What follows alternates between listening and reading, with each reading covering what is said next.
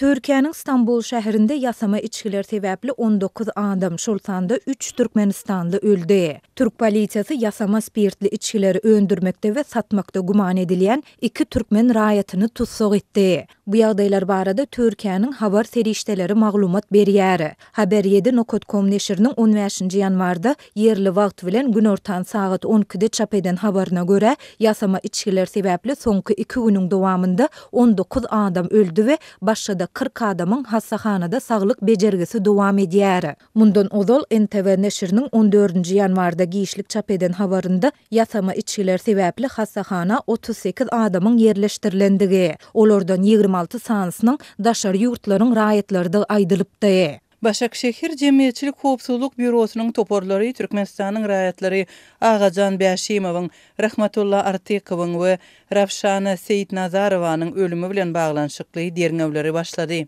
Dip neşir belliýär. Azatlyk radiosynyň Istanbuldaky çeşmeleri 15-nji ýanwarda ýerden beren maglumatynda ýasama içkiler sebäpli ağzyndan ýene bir türkmen raýatynyň aradan çykandygyny aýtdylar. Türkiýedäki türkmen migrantlary bayramalydygy aýdylýan merhumyň suratlaryny biri-birine ugradyp, onuň dogan garyndaşlaryny ýa-da tanyş bilişlerini tapmaga çalışýarlar. Bu aralykda Özbekistanyň Istanbuldaky baş konsulhanasy özüniň Telegram sosial ulgamyndaky sahypasynda çap eden maglumatynda ýasama içkiler sebäpli ölen özbek raýatlarynyň sanynyň 6 adama ýetendigini habar berdi. Bulardan 5 sanysi erkek we 1 sanysi aýal diýilip 14-nji ýanwarda çap edilen habarda bellenilýär.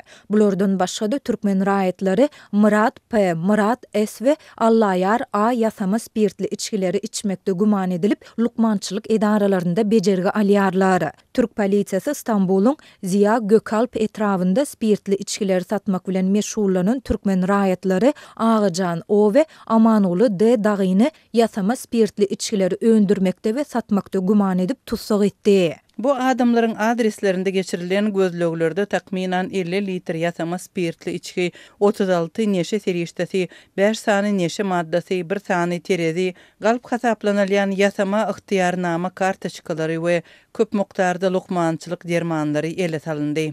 Dilip Türk neşriniň habarynda bellenilýär. Istanbul'un küçük çekmece baş prokuraturasy guman edilýän Agajan O we Amanoğlu D daga karşı geleňsizlik bilen ölüme sebäp bolmak, neşe gaçakçylygy, ýasama spirtli içkileri öndürmek we satmak, näme belli bolmadyk lukmançylyk dermanlary, resmi kagydlary galplaşdyrmak we beýleki jenaýat işleri boýunça derňew başlatdy. Istanbul'un häkimi Davut Gül şäherde ýasama spirtli içkileri satýan 63 idare kärhananyň ıhtiýarnamasynyň ýatyrlandygyny we ýapylandygyny habar berdi. Ýasama bi-kanun spirtli içkileri satmak bilen ölüme sebäp bolanlaryň hemmesi anyklanýar we jogapkärçilige çekilýär. Seresap bolun, ölüm hadisalary artýar diýip Gül X sosial ulgamyndaky sahypasynda ýazdy. Bu aralykda Istanbuldaky ýeni bir çeşmämiz bu ýerde ýaşaýan türkmen raýatlarynyň WhatsApp messengerindäki hususy topara salgylanyp, ýasama spirtli içkiler sebäpli ölen türkmen raýatlarynyň sanynyň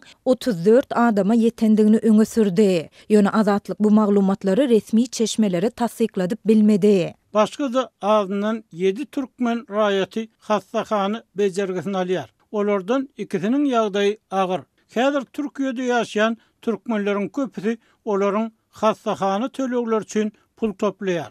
Dip Istanbul'da ýaşaýan türkmen raýaty anonimlik şertinde gurrun berdi. Azatlyk bu waka bilen baglanşykly Türkmenistanyň Ankaradaky elçihanasy we Istanbuldaky konsulhanasy bilen telefon arkaly habarlaşyp tesbir almagy synanşdy. Ýöne redaksiýamyzyň 15-nji ýanwarda ýygyderli eden telefon jaňlaryna hiç kim jogap bermedi.